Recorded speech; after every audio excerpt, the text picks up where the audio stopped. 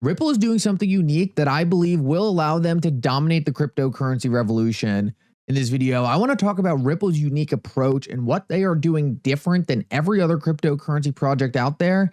I believe this is absolutely fundamental to XRP's success and ultimately why I believe it is going to be the winning cryptocurrency in our next generation financial system. I also want to break down an extremely exciting announcement that is really going under the radar right now that I believe really shows Ripple's strategy working in real time. Make sure to stick around to the end of the video to see that. You are not going to want to miss it. Like always, your support means so much to this channel. Thank you to everyone who takes the time to like these videos and subscribe to the channel. These two simple things really do help me out so much. Also, if you ever need a good place to buy some XRP, make sure to check out my favorite exchange Uphold down in the description of this video. With that said, though, let's jump right into it, and I hope you guys enjoy the content. So the strategy that I believe is absolutely fundamental to Ripple and XRP's success in the future is the strategy to go top down rather than bottom up. This is something I have talked about extensively on the channel, but I believe it is absolutely critical to the success of Ripple and XRP. And the reason I focus on it so much is because Ripple is really one of the few cryptocurrency companies that is working top down. And I want to show you a clip of David Schwartz really highlighting why this is such a big deal. But first, I just want to explain to you in layman's terms what this means. So the top-down approach Ripple is implementing really means that Ripple's not looking to work directly with retail. Instead, Ripple is looking to work with institutions and have those institutions onboard their retail customers. Why would Ripple want to go out and try to land 8 billion retail customers? It doesn't make any sense. Instead, Ripple can work with the top banks, top institutions to implement their technologies that retail customers are already working with. Say Ripple lands a massive bank like Bank of America. Instantaneously, they are going to bring in hundreds of millions of clients without actually having to onboard every single one of those clients. It is so obvious to me that when it comes to financial architecture, top down is the approach you want to take. The rest of the cryptocurrency industry is really doing something completely different. They are trying to go directly to the consumer. They are trying to go directly to the 8 billion people and onboard them one by one. I do not think this is a strategy that's going to win. Cryptocurrencies are complex. They're hard to wrap your head around. Most of the population is never going to understand it. Mass adoption of cryptocurrency is going to happen when the customer doesn't even realize they were using the underlying cryptocurrency. And until that happens in a way that is seamless and easy for people to use, then it's simply not going to be the mass adoption many of us have been waiting for. But what Ripple is doing, I believe, is closer to gaining that mass adoption than any other project I have seen. And that is because Ripple is not looking to have customers directly utilize the blockchain technology. Instead, Ripple is looking to work with the providers, the big banks, the big institutions, the payment providers to implement the technology at a level 0 basis, and therefore customers don't even need to know they're using the technology to get the underlying benefit.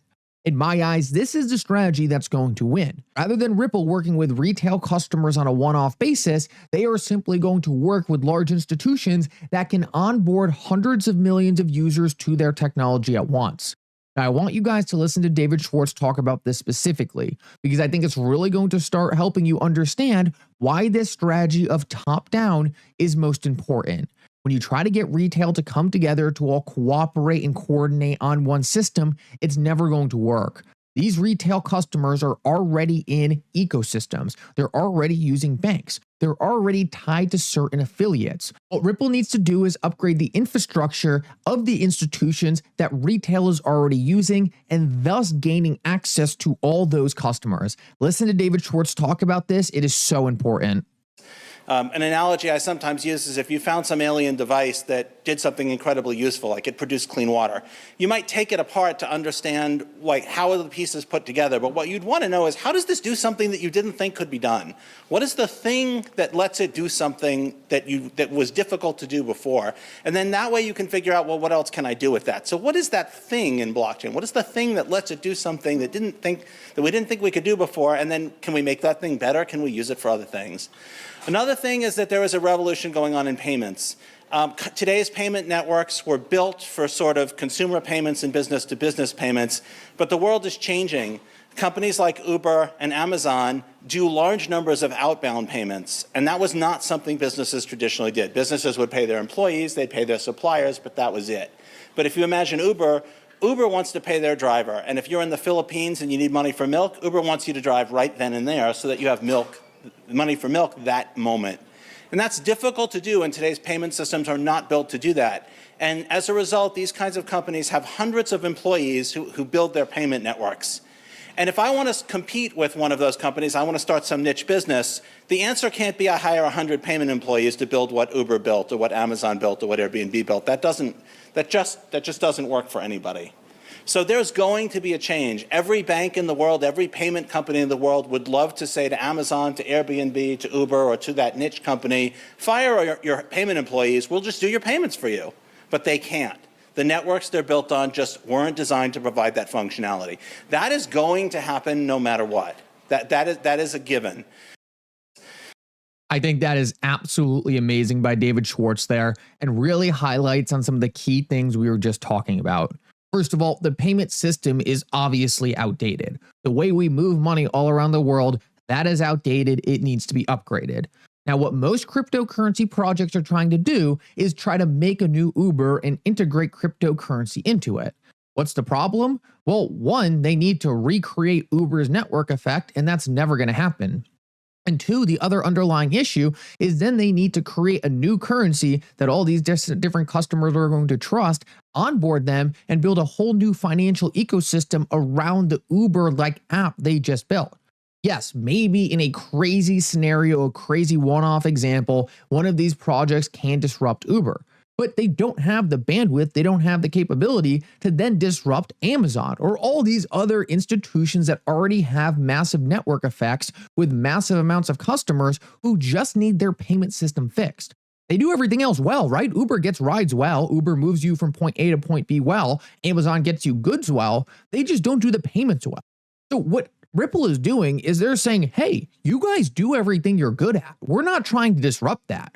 You keep all your customers. We just want to make the part that you're not good at better. All we want to do is make your payments move faster, make your money move faster, make it more efficient. And therefore, Ripple positions themselves as a partner to these institutions rather than competition. Ripple's not trying to take down the banks that these fintech providers are going to need. Ripple's not trying to take down Uber's bank. Ripple's not trying to take down Amazon's bank.